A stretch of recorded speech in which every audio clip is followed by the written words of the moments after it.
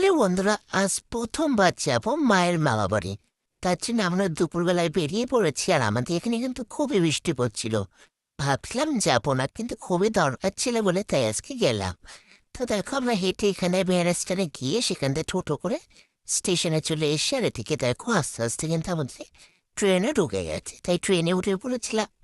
আর এখানে হচ্ছে গিয়ে যাওয়ার কারণ, আমার মায়ের মাসির চোখ অপারেশন হয়েছে, তাই মায়ের মাসি মানে আমার দিদাকে দেখতে যাচ্ছি। আর আমরা ছিলাম দমদম ক্যান্টনমেন্ট।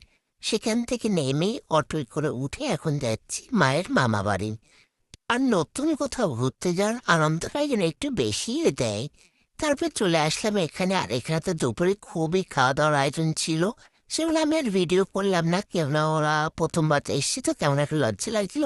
তারপরে আমাদের একটু আশেপাশে ঘোরা ছিল, আর এখানেই ছিল পাশেই দিল্লি হাইওয়ে রোড, তাই বলছিল যদি বাসে করে আসো তাহলে এখানে নেমে আমাদের আসতে হবে। তারপরে ঝিল টিল এগুলো একটু ভালো করে ঘুরে নিলাম। আর সন্ধ্যাবেলার দিকে এখানে পাঁপড় ভাজা, দেখো আমি চাটনি দিয়ে পাঁপড় খাচ্ছিলাম। আর সিঙ্গারা খেয়ে রওনা দিলাম বাড়ির দিকে। তা আজকের মিনি ব্লগটা তোমাদের কেমন লেগেছে অবশ্যই কিন্তু কমেন্টে জানিও। বাই।